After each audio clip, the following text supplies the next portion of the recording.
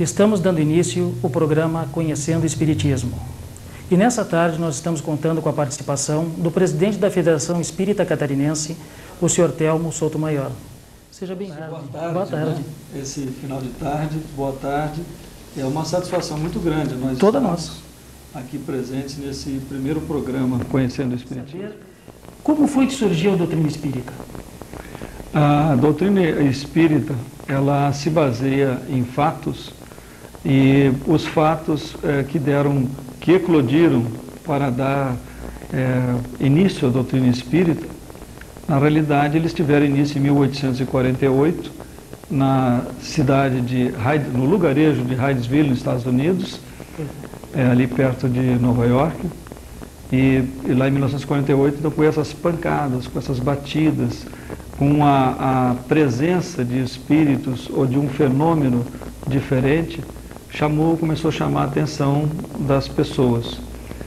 Pouco tempo depois, na Europa e principalmente na França, começaram aquelas chamadas mesas girantes. Eram reuniões, né, as pessoas se reuniam, e naqueles grandes salões os objetos se movimentavam.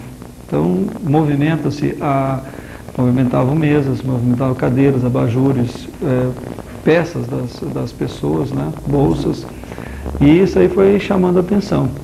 E dentro desse processo, esses fenômenos que estavam ocorrendo, e ninguém sabia o que era aquilo, iam para se divertir. E se quem for consultar jornais da época vai ver muita referência, inclusive muitas charges, muitos desenhos, fazendo até brincadeira a respeito dessas mesas. E algumas pessoas sérias, observando esses fenômenos, e o objetivo era esse, né, de chamar a atenção das pessoas, algumas pessoas sérias começaram a perceber que esses fenômenos ocorriam nesses grandes salões na presença de determinadas pessoas. Quando aquelas pessoas não estavam presentes, os fenômenos não ocorriam. E quando elas estavam, os fenômenos ocorriam. Então, essas pessoas denominaram, quer dizer, essas pessoas sérias começaram a chamar essas outras de médiuns, ou seja, pessoas por meio da qual aqueles fenômenos ocorriam. E, passando o tempo, convidaram essas pessoas vamos fazer reuniões particulares, sem ser nessa brincadeira, né, para onde a pessoa vai se divertir. Vamos fazer reuniões particulares, sérias, para saber o que é isso. Então, nessas reuniões é que, vamos dizer assim, fazendo perguntas no começo através de pancadas, né, uma pancada sim, duas pancadas não, sim. Então iam fazendo perguntas. Hoje é quinta-feira, então a mesa respondia com duas pancadas dizendo que não era. Certo. Hoje é sexta-feira, aí batia dizendo que era, confirmando. E assim foram fazendo o nome das pessoas e tudo, depois através das letras do alfabeto. Então foram fazendo, pelas letras do alfabeto, as pessoas iam formando frases, iam percorrendo assim as letras, apontando, quando chegava numa determinada letra, a mesa batia, fazia uma pancada com o pé da mesa. E eles então iam formando frases. Depois, com o tempo, eles amarraram um lápis na ponta de uma pranchetinha com 3 rodinhas, né, amarrava o lápis e o médium encostava, e botava um papel na mesa e o médium encostava. Quando o médium encostava a mão ali, a mesa, aquela pranchetinha se movimentava e escrevia mensagens. E depois, à medida que o tempo foram passando, né, os meses, os anos foram passando, o pessoal colocava, assim, viu que o próprio médium então poderia colocar um lápis, uma caneta na mão. Então, e esses fenômenos, foi aí nessa ocasião é que foi perguntado para esse fenômeno, perguntaram qual era a natureza dele, qual é a sua natureza.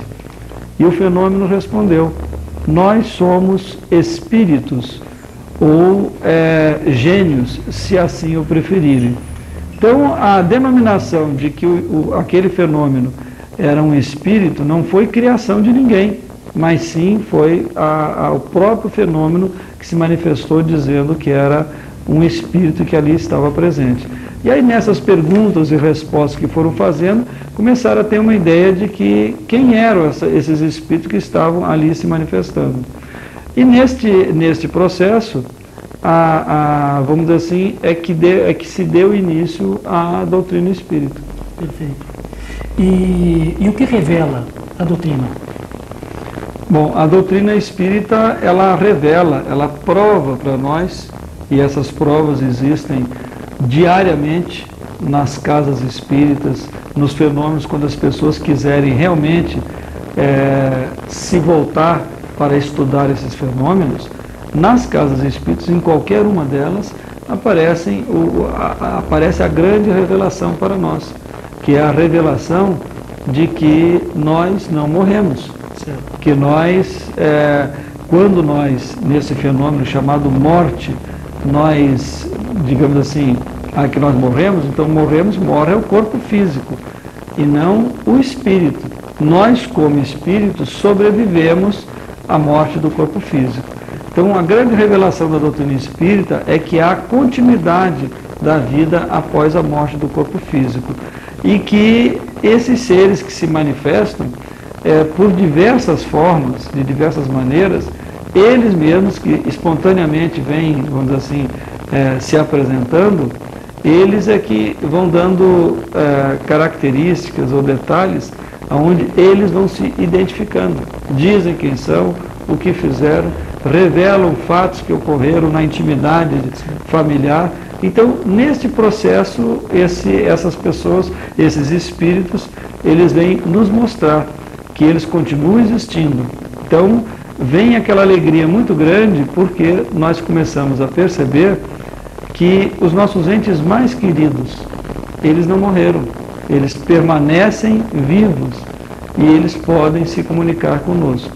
E diariamente também, ou em muitas ocasiões através do sono, quando o nosso corpo precisa descansar e o espírito não precisa, o espírito ele pode então se libertar do corpo físico e se encontrar com outras pessoas. Então a grande revelação que a doutrina espírita nos dá é dessa continuidade da vida após a morte do corpo físico. Telmo, e Allan Kardec? Quem foi Allan Kardec? Allan Kardec, ele nasceu quando nasceu a doutrina espírita. Né? Porque no dia 18 de abril de 1857, quando foi publicado o Livro dos Espíritos, estava lá o seu autor, Allan Kardec. Mas Allan Kardec, continuando aquilo que nós vimos, digamos assim, nessa sua primeira pergunta, aquelas pessoas sérias reunidas, elas começaram a juntar e tinham perguntas e respostas e não entendiam direito o que estava ocorrendo. Sabiam que eram espíritos, sabiam que eles estavam respondendo uma série de perguntas, mas eles não entendiam exatamente o que era tudo aquilo. Mas existia na França, uma pessoa, um professor muito conhecido, contava 50 anos nessa ocasião, quando ele foi convidado, ele era o professor Hippolyte Léon Denisard Rivail.